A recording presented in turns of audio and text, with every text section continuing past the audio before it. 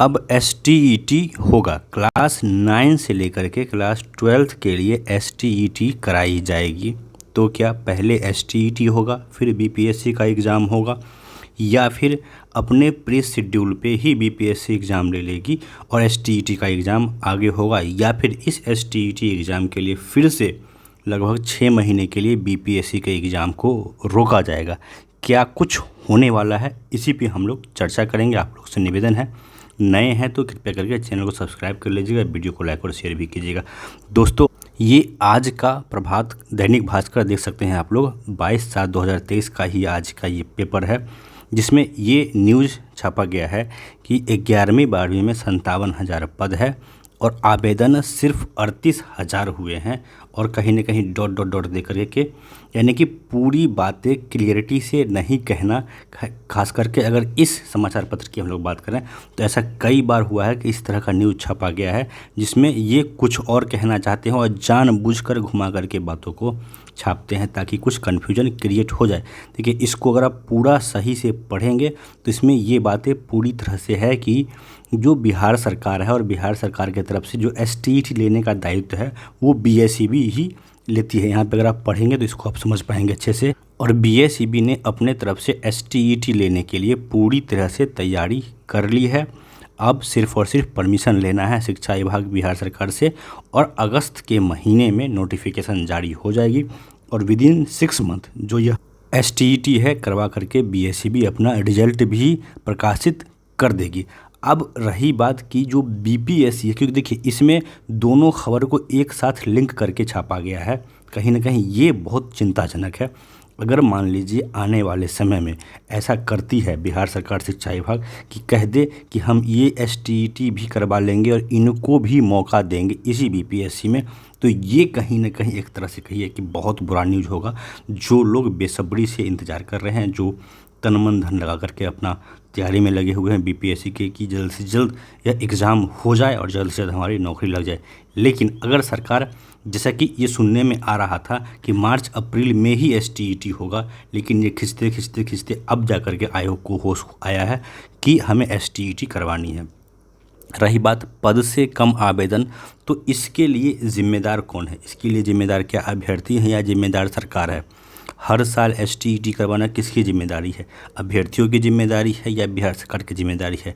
लेकिन यहाँ पे ये भी देखने वाली बात हो कि गलती किसी की भी हो, भुगतना अभ्यर्थी को ही पड़ता है। अगर सरकार भी गलती करती है तो उसका खामियाजा कहीं ना कहीं जो स्टूडेंट हैं उनको ही भुगतना पड़ता है। अब इस खेल के खिलाड़ी एक तरह से कह लीजिए तो पूरी तरह से बिहार सरकार ही है। बिहार सरकार के ऊपर डिपेंड करता है कि ये लोग इस एसटीईटी वाले को भी इसी बीपीएससी बहाली में मौका देंगे। अगर देंगे तो इनको एग्ज़ाम रुकना पड़ेगा। और ऐसा भी हो सकता है कि बीपीएससी का एग्ज़ाम ऐसा नहीं है कि अभी हो गया तो फिर भविष्य में नहीं होगा। ऐसा हो सकता है कि आने वाले एग्जामिनेशन में इनको मौका दिया जाए। लेकिन मैं जो ही बातें कहूँगा वो संभावनाओं पर आधारित होगी, वो मेरा पर्सनल अनुमान हो सकता है। लेकिन एग्जैक्टली सरकार क्या करेगी और सरकार के दिमाग में क्या चल रहा है, ये जो सरकार के आला अधिकारी हैं ये भी आपको नहीं बता पाएंगे। ये सिर्फ और सिर्फ बता पाएंगे आपको जो बिहार के सबसे बड़े कह लीजिए कलंक हैं, नीतीश कुमार जी, जिन्होंने पूरे राज्य को कहीं पिछले लगभग 15-20 साल से बर्बाद करके रखा है। इनके राज्य में अच्छा काम क्या हुआ खोजने से नहीं मिलेगा, लेकिन कितना बर्बाद किया है आपको। एक बार अगर आप घर से बाहर निकलेंगे तो हज़ारों आपको इस तरह के काम मिल जाएंगे। कोई सा भी इनका योजना उठा करके देख लीजिए, पूरी तरह से इन्होंने राज्य को बर्बाद करने का काम किया है। और अगर अभी भी इनकी मंशा होगी कि बहाली को फंसाना है तो ये लोग ऐसा कर सकते हैं, कह देंगे कि पहले हम एसटीईटी करवा लेते हैं क्योंकि हमारे पास अभ्यर्थी कम है। बाकी क्रॉस क्वेश्चन करने का किसी का औकात वहाँ पे है नहीं। जो मीडिया वाले भी बैठते हैं सब बिके हुए होते हैं, पत्तल चाटू होते हैं, तलबा चाटू होते हैं। इसीलिए कहीं ना कहीं जो कोर्ट कचहरी है वहाँ से भी लोगों का उम्मीद पूरी तरह से ख़त्म हो गया है। आप लोगों ने देखा होगा कि हर वो पॉइंट जिस पे बहाली फंसने वाली होती है कोर्ट की तरफ से फटाफट जजमेंट आ जाता है। लेकिन वहीं पे आप देखिए एक बीएड वर्सेस डीएलएड का जो केस है, लगभग 6 महीने पहले सुप्रीम कोर्ट में इसकी सुनवाई हो चुकी है। सिर्फ और सिर्फ कोर्ट को वहाँ पे अपना जजमेंट देना है और उसके लिए लगभग 6 महीने से उस केस को फंसा करके रखा गया है। इस तरह से कई सैकड़ों केस है पटना हाई कोर्ट में या फिर सुप्रीम कोर्ट में जो फंसे रहते हैं। तो कहीं ना कहीं जो अभ्यर्थी सरकार से निराश होकर के कोर्ट जाते हैं तो कोर्ट से भी उन्हें एक तरह से कहिए तो ठगा ही महसूस करते हैं, वहाँ से भी उनको न्याय जो है वो नहीं ही मिलता है जनरली 99% केस में। बाकी आगे क्या होगा, सरकार इस पे क्या डिसीजन लेती है, वैसे दैनिक भास्कर में ये छपा हुआ न्यूज़ है, तो इस पे की ऑथेंटिसिटी पे भी थोड़ा सा प्रश्न आप उठा सकते हैं कि क्या ये सही है या गलत है।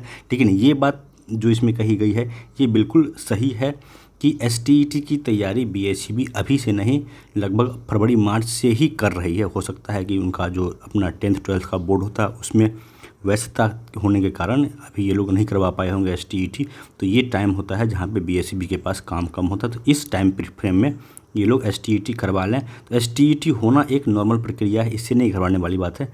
लेकिन डिपेंड करता है सरकार की नीयत और नियति पे। सरकार अगर चाहेगी तो इसके बहाने भी बहाली फंसा लेगी, अगर सरकार चाहेगी, इच्छा होगा, इच्छा शक्ति होगी, नहीं बहाली करवानी है तो बहाली हो जाएगी। बाकी क्या होगा समय के साथ पता चलता रहेगा। तब तक के लिए आप लोग से निवेदन है चैनल से जुड़े रहिए, सब्सक्राइब नहीं किया है तो कर लीजिए, वीडियो को लाइक और शेयर कीजिए। धन्यवाद।